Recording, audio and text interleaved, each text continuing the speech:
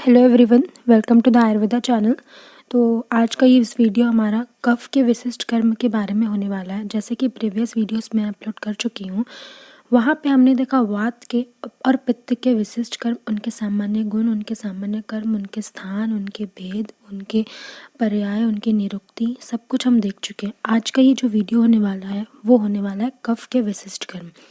तो अगर आप लोगों को कफ की निरुक्ति, उत्पत्ति, पर्याय, स्थान, गुण, कर्म, सामान्य कर्म, अगर आपको इन सब की वीडियोस चाहिए तो ऑलरेडी अपलोड हो चुके हैं, आप लोग जाके चैनल पे देख सकते हैं।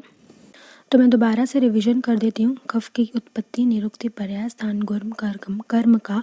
उसके बाद हम देखेंगे कफ के विशिष्ट कर्म। तो पहले तो कफ की निरुक्ति बताया गया है। कफ की निरुक्ति श्लेष्म आलिंगनी, मतलब जो शरीर में मिलन का काम, संयोग का, आलिंगन का जो कार्य करता है शरीर में, उसी को हम कफ कहते हैं।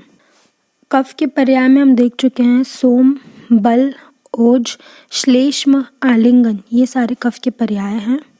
जो कफ के गुण होते हैं वो गुरु, शीत, मृदु, स्निग्ध, स्थिर, पिछिल, मंद, ये सारे जो होते हैं कफ के गुण हैं। कफ का जो सामान्य कर्म है वो शरीर में स्नेहन, स्निग्धता प्रदान करना, शरीर में बल प्रदान करना, शरीर को स्थिर रखना, शरीर में गुरुत्वता का उत्पन्न होना, शरीर में वीर्य प्रदान करना, मानसिक और शक्ति को बनाए रखना, शरीर में क्षमा, धैर्य आदि को बनाए रखना, ये सारे कर्म जो होते हैं वो कफ के होते हैं।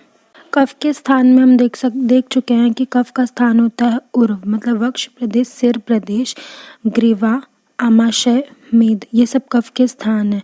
इनमें से भी मुख्य स्थान होता है उर जो चेस्ट रीजन होता है वो कफ का मुख्य स्थान होता है। तो चलिए अब आगे बढ़ते हैं और देखते हैं कफ के विशिष्ट कर्म। जैसे कि वात और पित्त में भी पांच भेद होते हैं, उसी प्रकार कफ के भी 5 भेद होते हैं। तो श्लेष्म तु पंचदा, उसी तरह कफ के जो 5 भेद हैं वो श्लेषक कफ, क्लेदक कफ, बोधक कफ, तर्पक कफ, अवलंबक कफ। तो पहले हम देखेंगे क्लेदक कफ। क्लेदक कफ में क्लेदन से आप क्या समझते हैं? क्लेदन मतलब किसी चीज़ में सॉफ्ट, स्निग्धता प्रदान करना, किसी चीज़ को सॉफ्ट करना। तो ये क्लेदक कफ जो होता है इसका स्थान है आमाशय।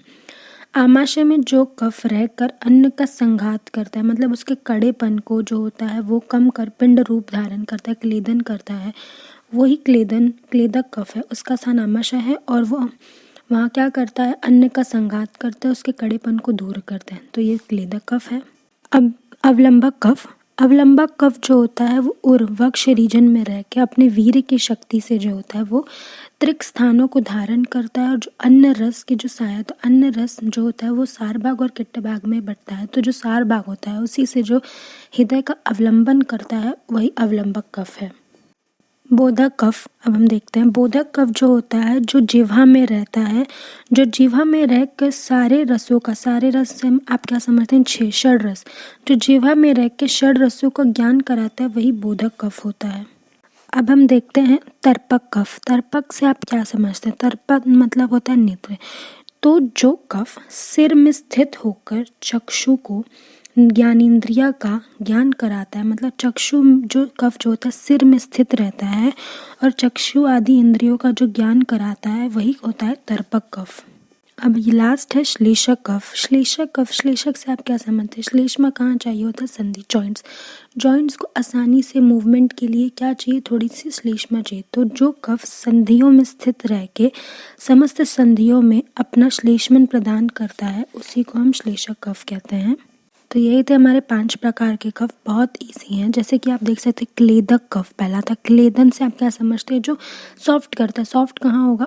अन्न का सॉफ्ट, तो वो आमाशय में। तो आमाशय में रह के जो अन्न को क्लेदन करता है वही है क्लेदक कफ।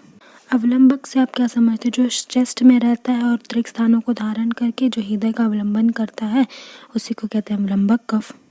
बोधक जो होता है जिह्वा में रहता है। जिह्वा में रह के क्या करेगा? वो रस का ज्ञान कराएगा, सीधी सी बात है। तो जो रस का ज्ञान कराता है उसी को हम बोधक कफ कहते हैं। तर्पक कफ, तर्पण से आप नेत्र समझते हैं, जैसे मैं आपको बता चुकी। तो जो सिर में रह के नेत्र को सारी ज्ञानेंद्रिया का ज्ञान कराता है उसी को हम कहते हैं तर्पक कफ। श्लेषक कफ क्या होता है? जहाँ संधियों में रहता है, जो संधियों में रहकर संधियों को श्लेषण प्रदान करता है उसी को हम श्लेषक कफ कहते हैं। तो ये थे हमारे 5 प्रकार के कफ। अब मिलते हैं नेक्स्ट वीडियो में। So thank you so much.